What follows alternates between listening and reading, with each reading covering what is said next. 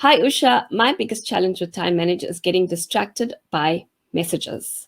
We use many messaging platforms: Outlook, Teams, Rainbow, WhatsApp, Gmail, WeChat, My Workplace, etc. That's a lot of messaging platforms. There are continual pop-up notifications, and the temptation to check the messages is often too great to ignore. I also feel obliged to still be available on the messaging platforms because when working from home, there is no other visibility that I'm actually working. Additionally, I feel I should be able to assist my colleagues. I'm not insecure in my job. I think my problem is more a feeling of guilt that I'm at home. Cheers, NH.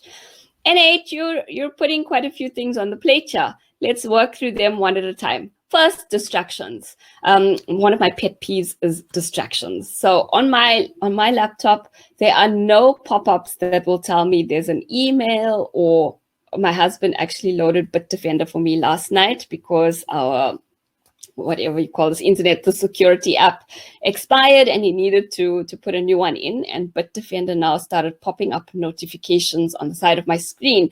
And if there's anything that can really get me a little bit annoyed, it's a notification popping up. I did not ask you to pop up on my screen.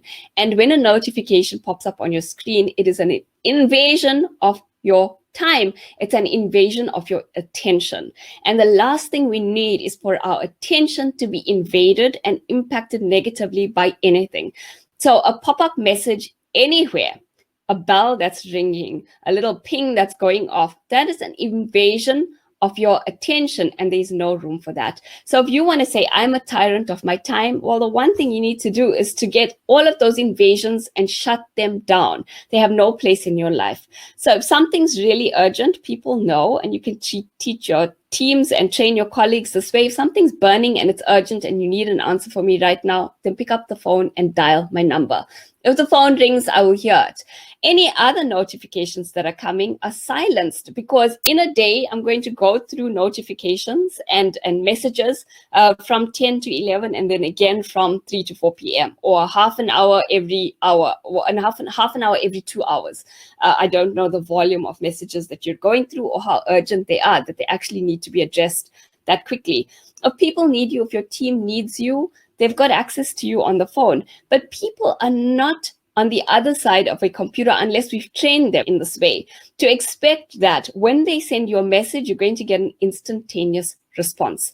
And if others are doing that, it means that actually we're wasting our time and attention only looking at the chat. And a lot of this chat is frivolous. A lot of it could have waited. A lot of it could have been combined or addressed in a meeting, or somebody had gone and looked at a report.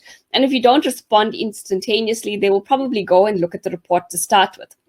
So the first thing you've got to do is to become a tyrant of anything that takes away your attention. There's no place for that in our lives. If something's popping up regularly, go and shut it down.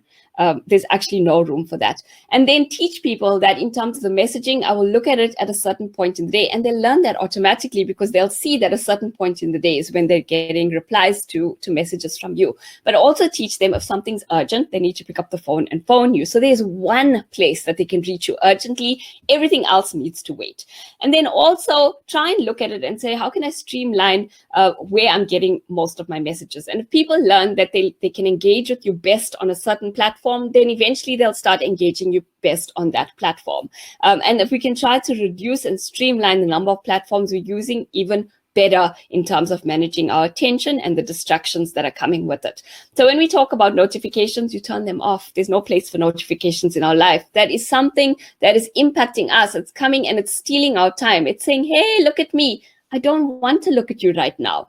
And I'll look at you when I want to look at you. And if we allow the notifications, it's forcing us to look when we're not ready to look.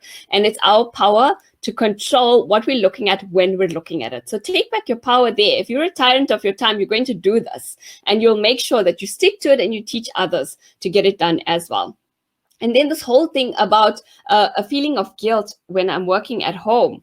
Actually, you're not the only one working at home. We've all got to work at home, or most of us are working at home, but many of us are working at home. We're not able to go into the office. There's no guilt that should be attached to that. The only guilt that you should be feeling is if you're working at home and then you're not delivering. You're not delivering the results. You're not fulfilling your objectives. You're not delivering the outcomes that are expected of you. You are not meeting expectations. You're running below expectations because you haven't been able to figure out how to work at home effectively. But that doesn't seem to be the problem coming through in your chat, in your question to me. So there's nothing to feel guilty about. If you're not delivering, then yes, go feel guilty and then get rid of that guilt, sort out your efficiencies and become an effective performer in terms of your roles and responsibilities for that organization. But if you're delivering, there's absolutely no need to feel guilt. And if you're feeling guilt, are you expecting everyone else on your team to feel guilt as well? Because seriously, there's no place for guilt. When we feel guilt, we're holding on to negative emotion. And when we're holding on to a negative emotion, it's shifting us away from a state of high performance and productivity. And if we go, what's happening with my time? If I'm not in a state of high performance and productivity, it means it takes longer to complete tasks. Do we need anything that's going to make us take longer to complete tasks in our lives? I think not. So NH, that's my answer to you. You're going to have to be a tyrant of those notifications. Notifications have no place in our life. We should be looking at things when we want to look at it. Nothing should be controlling us. Take back your control.